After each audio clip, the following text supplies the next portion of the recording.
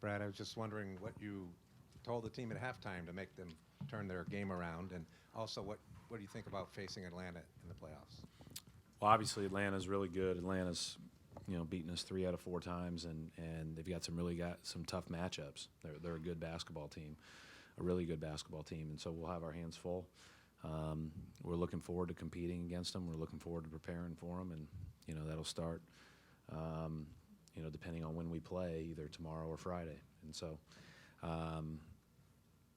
as far as today, we just had to decide that we were going to play differently and we were going to get back to being ourselves a little bit. That didn't mean that we were going to make every shot, turn them over, or they were going to miss open shots, but it meant that we were going to, compete at a different level than we were.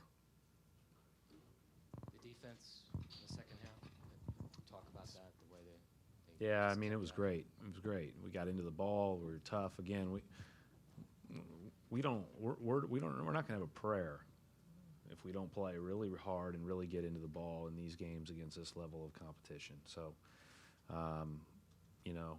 that's how we have to be as we move forward. In addition to the defense, how much just getting that first round in the third quarter, I mean, just how much did that just get you moving?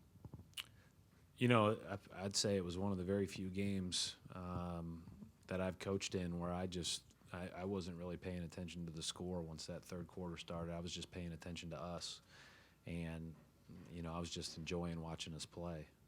I thought maybe we'd run out of steam after that huge comeback, and sometimes that's when you give it back. But our bench came in and kept it at the level that our starters started it, and that was, that's an unusual. That's why those comebacks are so unusual. Usually you dent them, and then you can't quite get over the hump, and then they take advantage of you from there. But I was just enjoying watching us play, which was a nice change from the previous 3 quarters. Brad, Halves. Brad, you beat the Heat 25-5 in the third quarter. It's the second time a team has done that in the NBA this season. What did you say at halftime? Nothing otherworldly. I don't know. We just sat there and talked in this tenor and said, like, who do we want to be? There's guys sitting around this building that hung banners. Like, how do you want to play? How do we want to feel about ourselves? And we just looked different after that. And but that was a collective discussion. That has nothing to do with me. That has to do with who these guys have been all year, and for whatever reason, we took a little break from that on Monday in the first half tonight. Brad, based off of that break, did you guys kind of need a game like this to go against? We just needed we needed to find ourselves. That was my biggest thing, and that's why in the third quarter I stopped really caring about what the score was. It was just like, yes, thank you. Now we have a chance to move forward, because you have to, and it can change quickly. Your mindset can change quickly. The way that you're playing can change in a period of a half, because you make certain choices that you can control. That they again may make shots and you might miss them, but at least you're doing everything physically possible to stop them from having success, and we did that in the second half. Coach, you mentioned that at halftime the guys discussed the fact that all these legends were in the building. On a huge night like this for the franchise, to be able to pull off something like that, what does that mean? Not necessarily for your playoff lives, but to pull that off in front of those people who were in this building. We were all embarrassed by the start.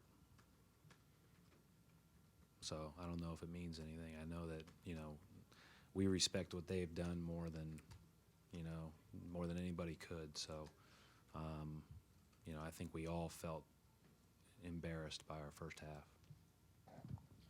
Brad, Kelly seemed to give you a pretty big lift in terms of the energy under the board.